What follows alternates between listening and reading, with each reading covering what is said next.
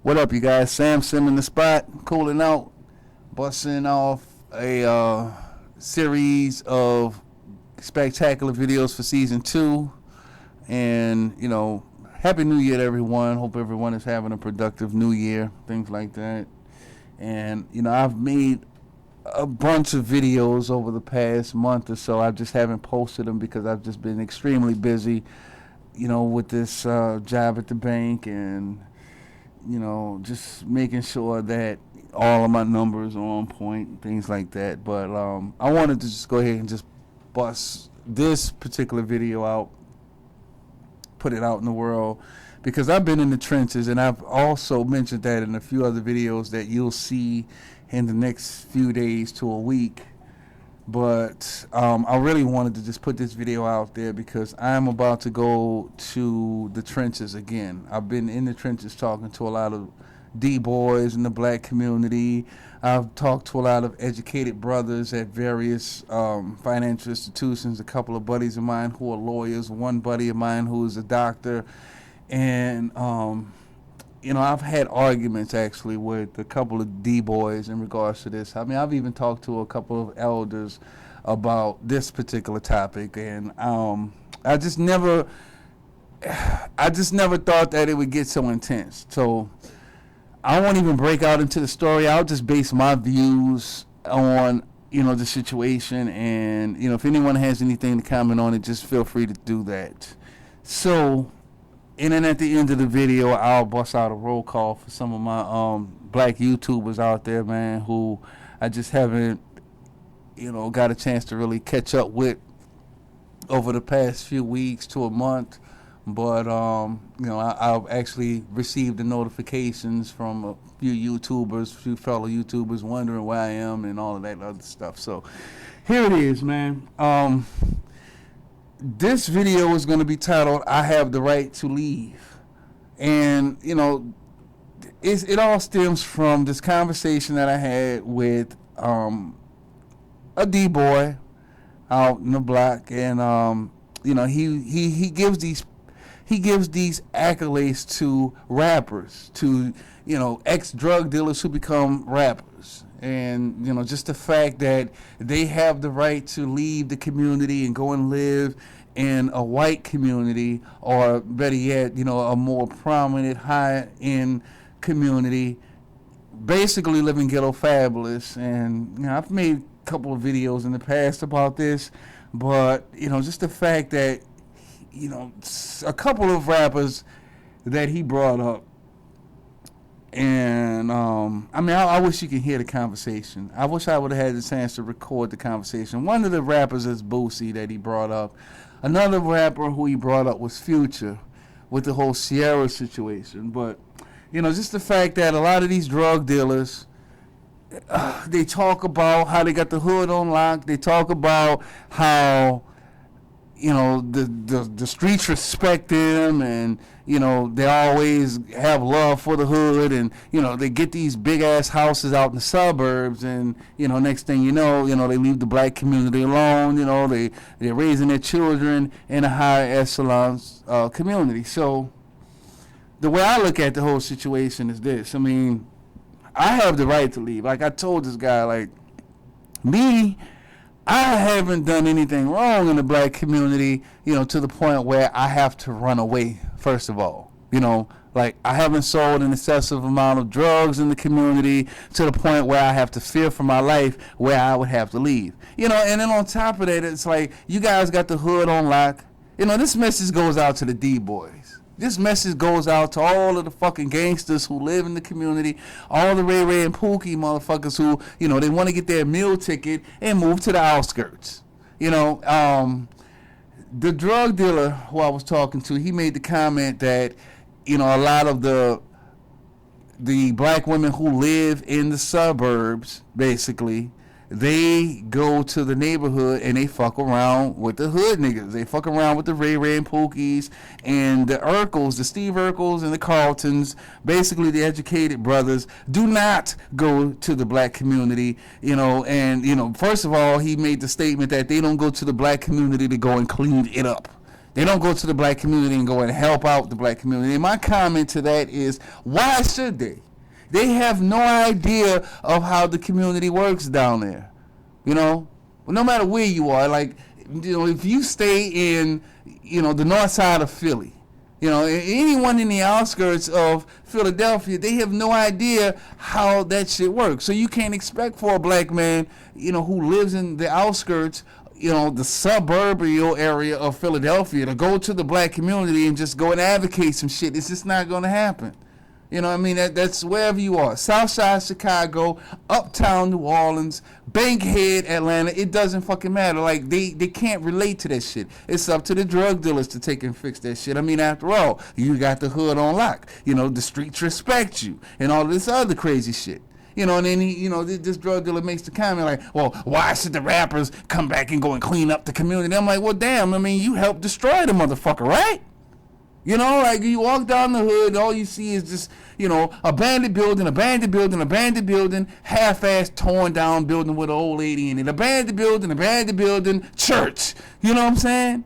So, you know, my whole thing is, why not, you know, do it for yourself? You know, and then the question is, well, what does that mean? I mean, establish a community, establish a business in your community at the very least. I mean, better yet, you know, open up a corner store.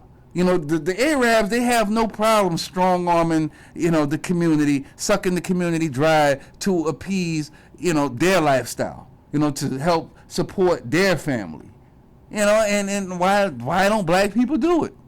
You know, they have total disrespect for one another, you know, in regards to even starting your own business. Like, I could tell you a story. I used to go to a store on the corner of Gibson and Sear Street in New Orleans, Louisiana. It's in the St. Bernard Project, which is not really the St. Bernard Project anymore because it's been gentrified. So, you know, on one end of the block you have a black store, black corner store, and on the other end you have the Arab store. And motherfuckers would disrespect the black corner store. I mean, the shelves were dusty, you know, they were always giving out, you know, handouts, you know, always looking out for, you know, their fucking people, you know, hey, hook a brother up, you know, type shit. But when they go to the Arab store, everything, the shelves are filled, you know, you have music playing, they're selling white tees and all this other shit, you know, and you couldn't be short at all. You know, you could be 2 cents short. You can't leave out with the products in those Iraq or those Pakistani or those Arab stores, you know. But when it comes down to the black community, it's like, oh, give a brother a handout. But if you're a drug dealer, you know, you've already strong-armed the community. You know, you strong-arm the community by selling dope. You don't give out handouts. You don't give out freebies. So why not start your own business in the community? And, yeah, living outside of the community at that point, a lot of people wouldn't have any problem with it. It's bad enough we got the, you know, the stigma of, well, you know, you can only get out the hood by shooting a jump shot or becoming a rapper or becoming a drug dealer, you know. But these drug dealers, like, I don't understand it. I don't get it. You know, like, and I've talked to quite a few motherfuckers about this. It's like the rappers, they get the highest level of respect. You know, when they talk about, you know, how much drugs they sold in the hood, how many niggas they beat up, I'll shoot this nigga, I'll kill this nigga, and then, you know, at the end of the day, I'm living next to Life Jennings, I'm living next to, you know, Russell Simmons or some bullshit like that, right? You know, which, you know, Russell Simmons, you know, is a founder of hip-hop. But, I mean, I'm talking in regards to a lot of the rappers who, you know, decide that they want to take an up and leave the community and just, you know, go back to the community and shoot a couple fucking music videos, maybe hand out some turkeys and shit, right? You know, why are you leaving? You know, like, the hood has, you know, the utmost respect for you. You get all of the pussy in the hood. Like, why are you leaving? Oh, I fear for my life. Well, you know, why do you fear for your life? You know, and then, you know, they try to make it seem like, you know, the educated brothers are supposed to come down there and come and clean up the shit. They act like black men, you know, don't work together. You know, and then when you talk to them as an educated brother, it's like, you know, it's all about street smarts. It's all about swag and, oh, this nigga's lame because, you know, he doesn't agree with what the fuck I'm saying. Oh, this nigga's an Uncle Tom and all this other crazy shit. You know what I'm saying? Like, I had to really, like, drop my nuts down on these niggas, man.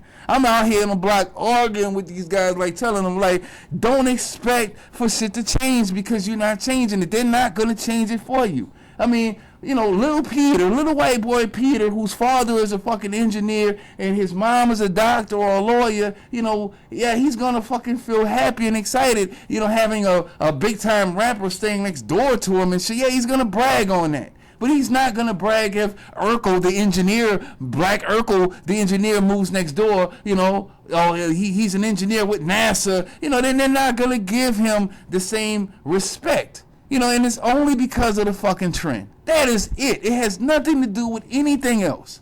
Black people create the trend. You know, I've mentioned this in another video where, you know, the situation with Tommy Hilfiger. You know, once black people came to the conclusion that Tommy Hilfiger's clothing was not made for black people in general, the shit stopped. Nobody else bought Tommy Hilfiger anymore. It wasn't a trend anymore. White people stopped fucking with Tommy Hilfiger.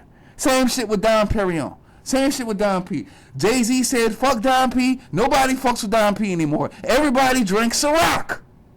You know? And they just don't get it, man. You know, and it's like, I talked to one of the elders down there about this shit. You know, I'm like, okay, well, let's go ahead and get us a mediator, right? So, you know, we talked to this elder about this shit. You know, I let you know, my homeboy, the D-boy, I let him state his claim first, and then I state my claim, and then here comes the elder like, well, you know, there aren't any mansions in the black community. Well, I'm like, well, damn, you know, you motherfuckers feel some kind of way when gentrification drops up. When gentrification comes up, or the term that white folks call it, urbanism, you know what I'm saying? You know, when that shit pops up, all of a sudden it's a fucking problem. But you can't clean up the hood yourself, you know, and you got these motherfuckers talking about all of this money like you want to have your cake and eat it too. You want to come from the hood. I mean, isn't that some ironic shit when it comes down to these rappers? They want the best of both worlds. They want to be the nigga from the lowest end of the community. They want to come from an impoverished area, and then on top of that, I'm ghetto fabulous. I sell all of this dope. I make all of this money. I get all of these bitches. I get all of this fucking respect.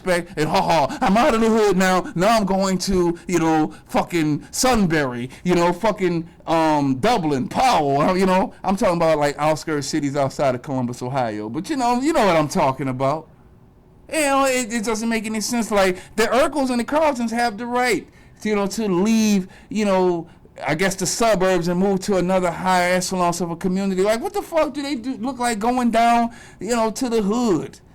You know what I'm saying? Down to the number streets and shit, you know? What do they look like going down there to go and fix that shit up? For one, they're not going to get the same respect as the drug dealers.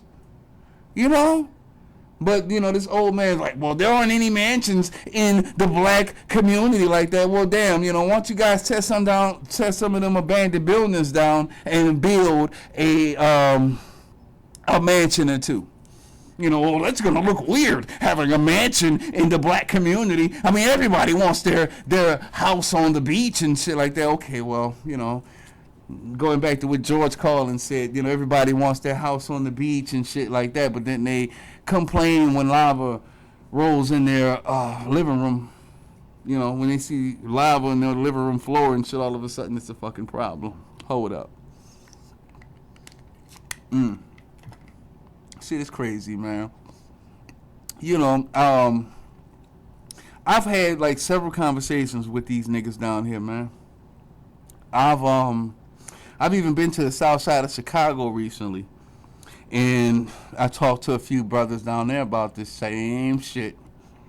South side of Chicago is bad, man. Golly, I mean, I've talked to people who live in fear in these particular cities, you know, and like I told them the same thing. Like the drug dealers are the ones who really should be, you know, strong-arming this shit against the police and strong-arming, you know, the community against, you know, any outsiders like, you know, other races who come into the community and try to establish a business, you know, because they feel some kind of way. You know, when we talk about racism, when you talk about racism with these guys, I mean, these motherfuckers get amped. They start talking about slavery. They start I mean, and some of these guys are intelligent as fuck. Like, you know, one guy brought up the point. He was like, well, you know, with slavery, basically, the free slave, the emancipation of slaves rather, that shit was, just basically, which we all know, to unify the nation as a whole. And, just the fact that the Union was jealous of a lot of the Southerners who had free labor, which were slaves. I was like, dude is on point. And then he also said that, it would be better if black folks were able to live and control the slave states. And I was like, that makes sense, because even on a, basically, thinking of it as an environmental perspective, it's much warmer in a lot of the slave states, and how black folks feel when it comes down to cold weather. And, just the simple fact that, there are other countries, that are here now as immigrants. And, by controlling those slave states, that'll give other opportunities for, these immigrants to control areas like Wyoming, places like, the Dakotas or Montana, and black people would live in unison. But would that shit really work? Like, we would have our own state laws, of course. We would have our own government, and, we would bring shit up to the federal board, the executive level, and would the executive level, would they really adhere to any of the things that we have to say? Would they even fuck with the black states? That was one of the questions that I brought up to him. But just the fact that, he realized that, it's time for us to kind of, desegregate ourselves and, integrate amongst one another, it made perfect sense. When I listened to him, I'm like, okay, well, you got it. And this is a drug dealer with this shit. But when I start talking about, moving out of the community is wrong, it looks bad, white folks, they look at you as not really a clown, but I mean, you can put it that way, but they don't really give you the full respect as they would someone who actually, went to school and got an education, got a degree, or, maybe not get a degree, but started a legitimate business for themselves where, the business was lucrative and it was productive. It actually contributed to society. You would get more respect that way versus becoming a ball player or a rapper or, just some old dumb petty ass shit. They don't see that. They think that their escape is to sell drugs and, get out the game, and I was like, okay, no problem at all. But I'm just in awe, of this last argument that I had, because these motherfuckers really feel like they have the right to leave, which everybody does have the right to leave, but don't think that you have more right than a black man who lives in the suburbs. A black man who has no idea what the fuck is going on down there, but yeah, he feels some kind of way because where he works, black people are looked down upon because, he's definitely looked at as a minority. And then not only that, there's a stereotype amongst black people that, he's not a part of. And you got one half that looks at him like, well, yes, he's one of the good black ones. And then you got the other half of white people who think that having friends with a black person is cool. And, and some of them, they just like, man, I'm just so sorry that you're going through all of this. But it still stems from being a black man and shit. Like the majority of the responsibility is going to come from the core. It's going to come from the black community. It's going to come from, the niggas who actually reside there. And if you leave, it's like, a lot of these guys who this dude mentioned to me, these motherfuckers, they all have the same excuse. Oh, I'm not going back to the hood because, niggas is hating. I got money now, so they hating on me, I feel for my life. I got to move my family out and shit like that. But after you've destroyed the community, after you have, destroyed lives, families in the black community, the only thing that you have left to do is come back and build turkeys instead of going to the neighborhood and setting an example. Because they asked me, well, what I do? I said, well, the first thing I would do is consider what type of business I'm going to place in the black community. I mean, corner store is so cliche, barbershop is so cliche, hair salon is so cliche. I would think, restaurant, black soul food restaurant is so cliche. So I would consider something, versus some after school program. I would consider something where I can set an example where other black folks in the neighborhood would say, well, okay, well, yeah, Sam has a business started. Like he's really doing what he's supposed to do. Well, we need to get together and start on business. And then the second part is to strong arm the motherfucker. And what do you mean by strong arm? I mean, basically, when you go up to that Arab guy and you're short 5 cents and you catch an attitude with him, he's going behind that counter with an iron bat. He's coming out behind that counter, get the fuck out of my store. And then, these black men, they feel some kind of way. I was actually inside of a corner store, like this one Pakistani guy who works at the corner store, I've been knowing him for a while. He's real cool. Whenever I go up in there, he always stops me and he asks me about interest rates. He's always asking me what's the best interest rate to get for, one particular home equity, or this type of home equity line of credit, or he's always asking questions about interest rates when it comes down to various loans, and the actual principal balance, multiplied times the interest rate, and he wants to come out with the best payment. He wants to avoid prepaid penalty freeze and all that. And I always talk to him about this shit. And in the back of my head, I'm like, man, I wish I had a black man where I can kind of like discuss this shit and really put him on point. But I mean, his store sits in the core of the ghetto, But yet he'll see me coming up, pulling up in my fly ass shit, and then it's like, hey, how you doing? And it's a long conversation, but his cousin or uncle, whoever the fuck it is, one guy, this wino came in there and had an attitude with him. Dude came clean behind the counter with a bat and was about to bust the fuck out this dude's head. And I was like, I as a black man, I felt some kind of way about it, But as an individual, I felt like, what, this man, could have came at it, a different way, maybe, he didn't have an attitude and shit. But I mean, I can understand where, he's coming from, where it's like, well, damn, I'm only short like a couple chains, but damn, you didn't have to catch an attitude with the dude, which I've never experienced a time where I've gone inside this corner store and, bought me, a bottle of water or some shit, and I've had the same issue. I've never had that issue because, of course, I always have the correct amount of money. So, these niggas, man, these niggas is crazy, bro. And, it's like when I talk to them, they put words in my fucking mouth. Because the thing about Little Boosie, which I meant to go back and bring up, but the situation with Little Boosie, one of the guys told me, well, Little Boosie, which is, one of his favorite rappers, because whenever I brought something up about Little Boosie, all of a sudden, like, this dude just got mad. He started screaming and shit, But one thing that he said was Little Boosie and Webby gave bicycles to everyone in the black community. And then he also made the statement that I said that I was upset, because they didn't give bikes to the people in New Orleans. And I was like, man, yeah, boy, that weed you was smoking that day must have been some really, really good shit. Because for one, when he made the comment to me when I was down there, I was like, okay, interesting. I was like, okay, yeah, you talk about, black people and rappers and shit giving back to the community. Look at Lil Boosie. Lil Boosie, he gave bikes to all the kids in the neighborhood. No, I was like, okay. I never made any comment about it. I never said that, well, why is he giving bikes to the hood?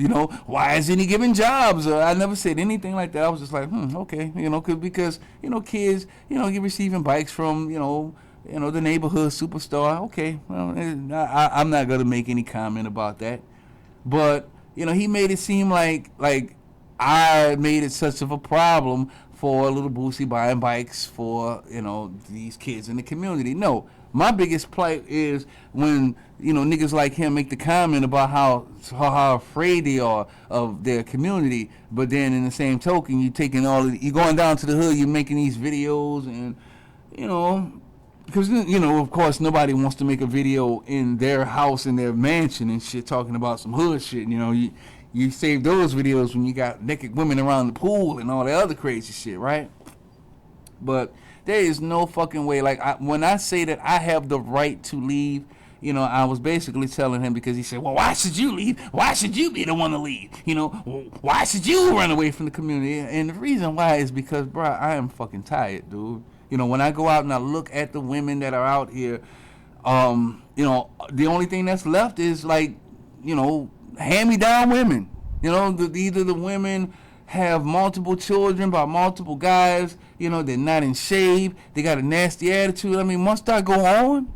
And I mean, like, these motherfuckers made it seem like the educated brothers are complaining that they're not getting any pussy. I'm like, look, man, that's not the thing. That is not the case. Like, I've made videos about how I feel about the whole situation, and it's not that I'm upset and mad. It's just the fact that I'm kind of hurt and disgusted about the shit, and it's not them. It's just the women and the choices that they make, and then all of a sudden it's like, you want a guy like me to come and clean house, and it's like, we're not gonna do it. I can't do it. Like, I won't get into other things, because I've met a few women since my last video, and I've had several different experiences with these women who have kids, and I don't blame them for leaving the niggas alone who they previously fucked with. But then when you run into a guy like me, and this is all like hood shit, like when you run into a guy like me, it's like, all of a sudden you want me to go to church, you want me to be there like constantly and shit, just me, you, and your kids, and that's it.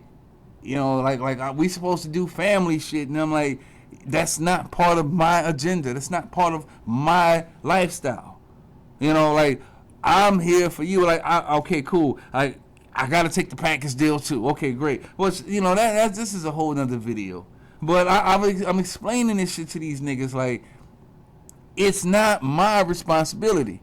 I told them, I'm like, when I say that I am leaving, my biggest thing is, I know I can't, and I've said a lot of this before, but I know I cannot live here in America and have another race of woman. I know I can't run around here with Kim on my arm and be like, yeah, I got me this Asian chick, haha, and I'm not just saying that I would brag about it, but I can't walk the streets. I cannot go to the black community and be all lovey-dovey with her like everything is all cool and, think that nobody's going to say anything about it, especially when you got a guy like me speaking so harshly, about the conditions of the black community. They're not going to listen to that, and a couple black YouTubers have made that comment, and that goes with any race of women. Whether they're white, whether they're Hispanic, it doesn't make a fucking difference. She's not black, they're not trying to hear it, especially the females. So, I mean, with that being said, it's like, well, you can't get to the sisters, you can't get to the Negroes, what else is left? Like, I've tried. That's it. I've tried. At least I've tried.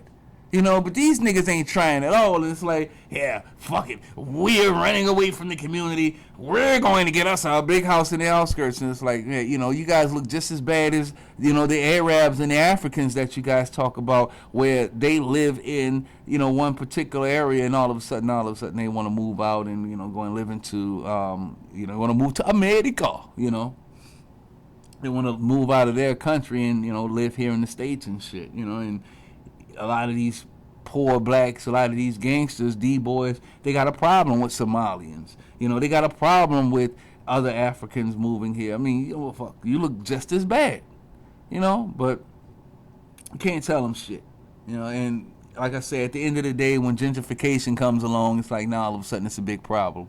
They always talk about what the fuck they can't do, or, what the government has against them. Like, the government's not going to let us get a building. They're not going to let us buy a building. Look what they did to Rick Ross. I mean, damn, if the guy doesn't want to sell the building to Rick Ross, I mean, he has the right as a business owner not to sell it, but at the same time, like, you need to control your own fucking neighborhood, So, with that being said, I'm gonna go ahead and end this video. Keep it real short. You guys be cool. More videos to come. Sam Sim. Peace.